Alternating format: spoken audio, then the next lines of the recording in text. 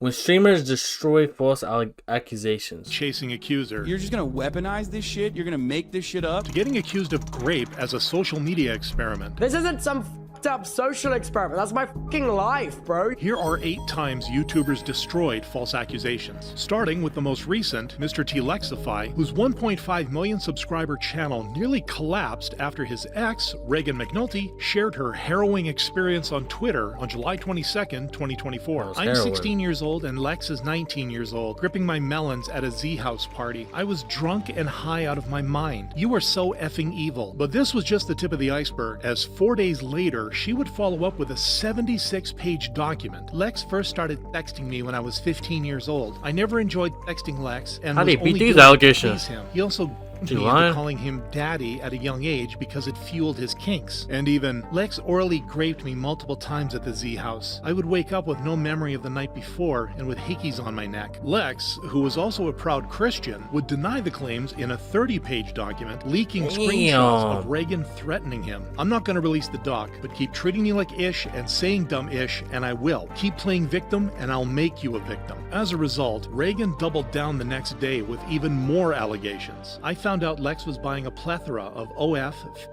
and other third-party corn sites. Hundreds of thousands of dollars a month was being spent on OF, making fans crucify Lex. I think it's crazy that he claims to be a Christian, but will cheat and spend tons of money on OF. Like, I know it is not my place to judge, and it is his life, but he is just creepy and gross, forcing the YouTuber to respond 12 days later. I have no clue how anyone could spend hundreds of thousands of dollars Yeah, hundreds of on thousands, crazy. fans. I don't even make that much money. He would also debunk his ex's and grape allegations. Reagan was an obsessive fan of mine. She fetishized me before I even knew who she was. I never used my influence to engage with her. She was the first person to message me and enact any sort of a relationship. The claim that she was not interested in doing intimate things with me and felt repulsed while we were in a consensual public relationship is just completely false. Reagan was the one begging me for intimacy, even when I had told her that I wanted to wait and not rush anything as we were so young. The most shocking part, though, was when he exposed Reagan's darkest secret. Found her diary that detailed her cheating on me as an adult when we were in a relationship earlier that year. Reagan targeted Lawrence, who was a minor. I was disgusted by her actions. This strong evidence immediately flipped the narrative. It's funny how she accused him of her as a fan when that's exactly what she was doing. Projection is a crazy thing, forcing Reagan to lock her ex profile temporarily upon receiving backlash. Lex, on the other hand, has stayed silent since, confident that his ex will release another document, but stating he will not respond to it. Where Lex used over 1,000 screenshots to shut down Reagan, however, Hasanabi would destroy his accuser with just a single sentence. During Destiny's stream on October 18th, 2022, Twitch streamer Lavloon would hint that Hassan did something evil. I'm about to drop a Hassan nuke. Every Stop. time his name is brought up, I'm like vibrating. But though her fellow streamers stopped her from sharing it live, the details would surface a month later after her Discord DM screenshot went viral. I think Hassan's outrage against everything is really funny because he slept with my friend when she was like 17 and he was 24, leading fans to confront Hassan the next morning on his live stream. Did you hook up with a minor? Maybe address that. No, I did not. Why are you insane? Hassan would then end the allegations with a single statement. I know who she's talking about. And that person was 19.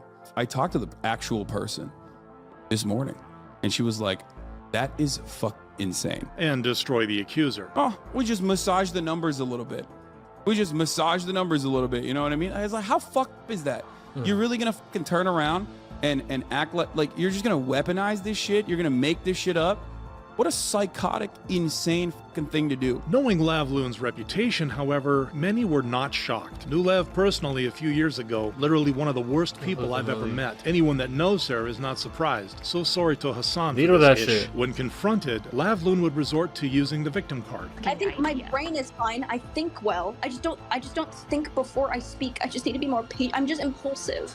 I'm just impulsive and retarded. I'm obviously severely mentally ill. Meanwhile, Hassan quickly moved on with his career unharmed, unlike Tobuscus, whose accuser took over 2 years to destroy, partly thanks to a I used to mysterious watch health- him. He used to play damn, what's that shit called?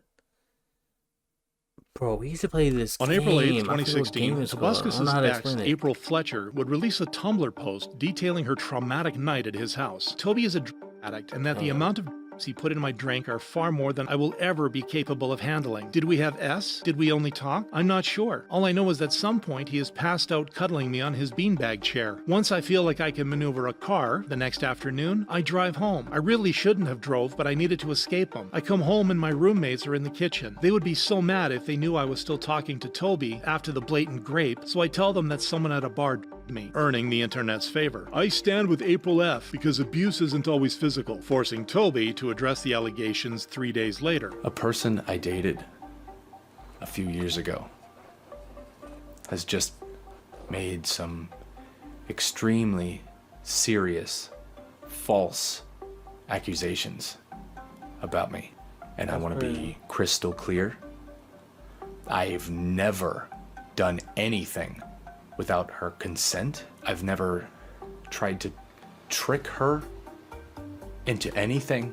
I read her Tumblr post and I was shocked. Despite this, he lost subscribers and his role as Ant-Man's voice in a mobile game. With Toby making no further efforts to clear his name, a concerned fan named Imsmaher would help against April's accusations. She says in her Tumblr post that after being on the 26th of February, she was able to drive a car the next afternoon from Toby's house. Yet the text messages take place in the morning from 8:40 to 14:10 February 27, also revealing an important detail. Contrary to popular belief, Toby and April were never in a relationship, and after just one date, Toby decided they should just stay friends, even after April wanted more than a friendly relationship. Toby didn't react until the hashtag #MeToo movement 2 years later, where he would finally share his story. A few years ago, a friend of mine came to my house at night after partying, and we hung out for a bit, and she asked to stay the night. I said, okay, and nothing was gonna happen, because at this point we were friends, and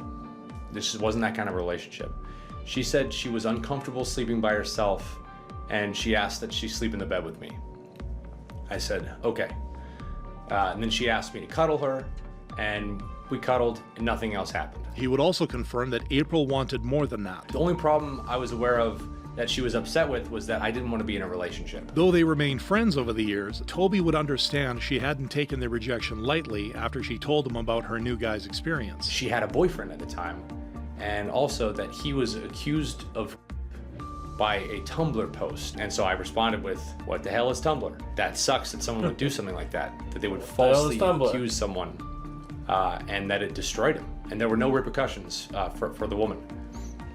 So a few months after this, she made her own Tumblr post about me, making fans realize her true motive. She couldn't get you, so she destroyed you, forcing April to delete her social media. True motive. She couldn't get you, so she destroyed you, forcing April to delete her social media accounts temporarily. But despite proving his innocence, Tobuscus never regained his former fame following this allegation, which almost also happened to Dream, whose 32 million subscriber Minecraft channel nearly fell apart after he faced a series of accusations. The first surfaced a day after his much-awaited face reveal, when a former fan named Anastasia shared her unsettling experience on Twitter. Too tired/real life, struggling to get involved, but the YouTuber trending right now already face revealed 2 years ago when he was flirting with me when I was as a minor. Faced with skepticism, she quickly provided evidence. Here's me telling him I'm 18 soon, not yet. I also believe I clearly had 17 in my bio the same time. I have 20 now. I have him asking for my snap and we talked about school, triggering a train of hashtag #DreamAsAFreak tweets. Now I regret saying he didn't look ugly in the face reveal. He's ugly on the inside and outside. Dream doesn't even care what people think about him. Minor. Dream, are you a portable document? Because you were giving off major PDF file vibes right now. Dream would address everything the next day through a TwitLonger post. In these DMs, there are no inappropriate comments whatsoever. It was just friendly conversation. In these screenshots, them being 18 years old is mentioned in their bio, and I also very clearly asked them for their age. Before he could rest for disproving the first allegations, however, a second accuser came forward. Hi, I am not happy to be making this video, but I'm Amanda, and you might know me as one of the girls that was by Dream. He sent me a picture of his, and he sent me a picture of him nutting to me. I informed him that I was coming to Orlando in August, and it was suggested that we meet up and have followed by a third one a month later, defending a woman named Jamie. But on December 20th, 2023, Dream would destroy the two new allegations in an 80-minute video, first exposing Amanda's inconsistencies. She claims that sexting started around January 17th and that sexting stopped February 10th. Even if you want to give her the maximum benefit of doubt and say that she confused the timeline, she turned 18 on the 17th, 1 week after she claimed the sexting stopped, so there's not much leeway. She said that we planned to meet up and have sex in August when she was in Orlando. First of all, this was before my face reveal. I did not leave my house. I was massively paranoid. I was not meeting up with a random person I had just met 2 months before my face reveal. And then reading a statement from the real Jamie. My name is Jamie. I want to make it very clear that I definitely am not a victim of Dream. I don't know how or why people are using my name and information without having ever asked me if any of it's true. The evidence inspired viewers to connect the dots. Honestly, the fact that all of these allegations popped out almost immediately after his face reveal says a lot. Dream then took a 7-month break, but while it didn't diminish his fame, it never returned to his pre-face reveal level. However, this is now far from happening to angry reactions, whose victory came with a heavy price. The situation started with his arrest on February 12th, 2024. In the police report, the motivational TikToker was detained for allegedly hitting Sierra, his then girlfriend, and the mother of their son. Many were in disbelief. This was a shock to see and hear. He seemed so nice and chill despite that angry-looking exterior. But after paying $50,000 for his release, Oneo would reveal the truth. This was a situation of me getting attacked from a woman and defending myself.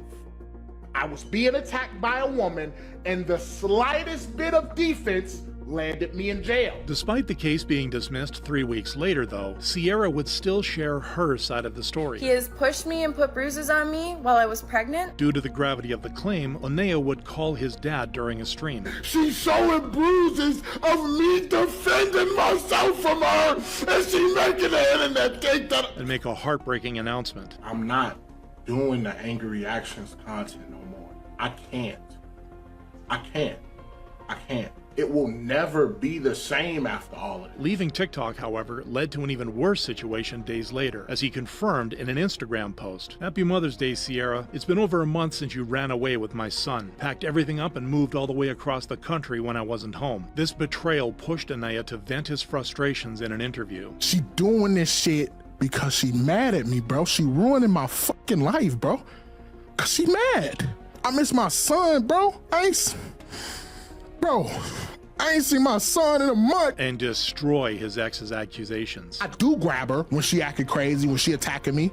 I leave bruises. Right. But when she's showing these bruises to anybody with a normal IQ, you can see, like, these are not you being beaten bruises. This is you being grabbed bruises, right? Though he received support, he hasn't been seen since, showing how deeply the allegations affected him. But while his false claims were damaging, they don't compare to what ProJared had to endure. The famous game reviewer's image would be severely tainted after his ex-wife Heidi posted a tweet exposing him on May 9th, 2019, just minutes after his divorce announcement. Ian recently learned that my husband, ProJared, has been effing Holly Conrad behind my back for months. She would double down an hour later by sharing ProJared's secret. He has been soliciting from his fans for years. I was there. In the beginning, it was a joke on Tumblr. Then it was its own Tumblr account, Just Foods, which was quickly backed up by the YouTuber's former fans. Chai, when I was 16 in early 2016, ProJared posted a request for nudes on his Tumblr. I send him a lewd image of my melon squashed behind one arm, no nipples visible, with the caption, "I'm 16, so no more." I sent him many actual real nudes.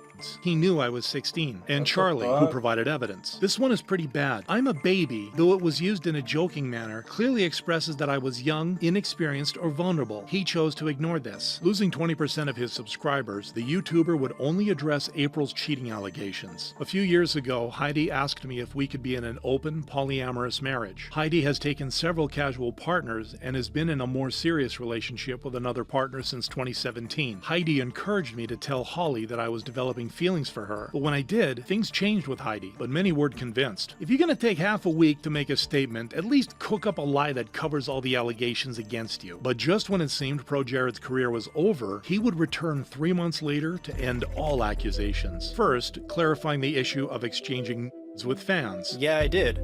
And I always made it clear that it was for consenting adults only. He would then go on to disprove Chai's claims. He stated that he has no evidence of us ever interacting. So all we have to go on is his word. And in an instance such as this, where he has no evidence, my word is just as valid as his. And expose Charlie. It's very clear that Charlie had access to our entire conversation on Tumblr, and they would have been able to see everything. But they still chose to only show carefully selected and carefully cropped images.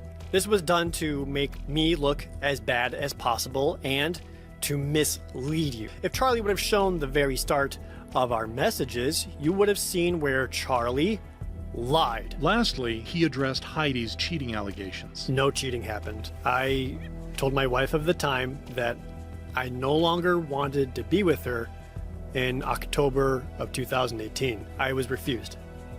I was told no. I was denied. Making fans praise him. ProJared honestly has handled an allegation like this the best in my book. He gave legit evidence, he kept composure even while facing really bad accusations, and he proved himself innocent. Chai then deleted his Twitter while Charlie was banned. Heidi, on the other hand, continued calling out her ex-husband on a 2-hour video. You are a cheater. You have cheated, and I am not okay with it. Despite this, the YouTuber chose not to respond, putting his focus on posting videos instead. Where ProJared took months to clear his reputation, though, Tubbo did it in minutes when he received unexpected news during his live stream. Now I've just been sent by my moderators a tweet accusing me of stuff that has frankly never fucking happened. The tweet, posted by a burner account named Emma, detailed the victim's devastating experience with the Minecraft YouTuber in 2021. Being 16 and wanting to fit in, I decided to drink alcohol for the first time. I quickly lost control and found myself in a vulnerable state. That's when Tubbo, who was also at a party, offered to take me home. Instead of taking me home, he drove to a secluded parking lot. It was there that he made advances towards me and touched me inappropriately, prompting Tubbo to explain why the story was made up. Okay, first of all, 2021 was peak pandemic, peak lockdown. I didn't go to any parties. I didn't go out of my house. Okay, no parties, and I don't offer to. Obviously, you don't know if this is true. This is just you taking my word for it. And I can't fucking drive. I don't have a driver's license. But while the accusation was quickly disproved, Emma tweeted a follow-up 12 hours later. Is this when I come out and say the whole thing was a major effed up social experiment to show how easy it is for something this dumb to go viral? Infuriating the YouTuber. That's so social experiment? Dude. This isn't some up social experiment. That's my fucking life, bro. As well as his fans. What I hope they fuck? realize how wrong they were and that it's only making things harder for real victims to come forward, forcing Literally. Emma to delete her account and erase all evidence. She's still nothing, however, compared to Super Mega's accuser, whose mission would fail only because of one greedy mistake. On She's like the one girl from Incredibles. July 27th, 2023, artist and NSFW cosplayer Lex Updog would share her traumatic NSFW. experience with her ex, Donder, the then artist for Super Mega. He like physically was like forcing me, like attempting to physically force me to give him oral. And the only reason why it didn't work was because I like physically like pushed him away. Her biggest revelation, though, was how Matt and Ryan, Super Mega's creators, handled the situation. They've like pretty much covered up my sexual assault and then made it my problem. I had no support from them. They said they believed me and then gave me no support. That's just not what that means. Many condemned Super Mega. I feel incredibly bad for Lex. Very disappointing stuff from Matt and Ryan. I think this kinda ends SM. I just don't see how you can want to support the channel anymore. This led to a loss of subscribers, prompting the channel creators to respond 3 days later. First, Matt would clarify what really went down after they learned of Lex's essay. Despite our delayed action on this, I do want to state unequivocally that Ryan and I never made any attempts to cover up a sexual assault or to aid Dawn. In response to what Lex told us, we removed Dawn as our channel artist and we cut contact with him 100%. We didn't say anything to the public about it. We never stated our reasoning for cutting contact with Dawn or removing him as the channel artist because Lex had not publicly talked about this and she expressed that she did not want this to be a thing that was public. We felt like it was not our place to address someone else's sexual assault. While Ryan would take a humble approach. I am sorry to Lex for making them feel like they weren't heard at that time. There's no excusing the way Matt and I handled that situation. If we were to do it right, we would have, from the get-go, fired Don immediately. We ended up doing that, but it took us too long. Following their statements, the public's perception changed. As a Super Mega fan from the beginning, I felt disappointed when I saw this drama spark up. But my disappointment shifted to confusion almost immediately when I learned how little this situation actually has to do with Matt and Ryan. It's crazy how people are more angry at Matt and Ryan than the guy who actually SA'd Lex. Despite proving their innocence, Super Mega took a 6-month hiatus and returned on February 27th, 2024, warmly welcomed by everyone, except Lex, who would release a response video 2 months later. Matt and Ryan decided to ignore most of the things that they could address from my video, instead opting to spend their respective videos defending themselves despite claims against doing so. This time, however, she didn't get the sympathy she wanted. How convenient that their responses were 8 months ago, and you choose to make this video as soon as they return to YouTube. What a coincidence. The timing showed she won't rest until she destroys Super Mega, who has already left her drama behind. Type shit. Like, it was all just the same, bro. It's just like a female accuses a YouTuber, the YouTuber pulls up with facts, bro.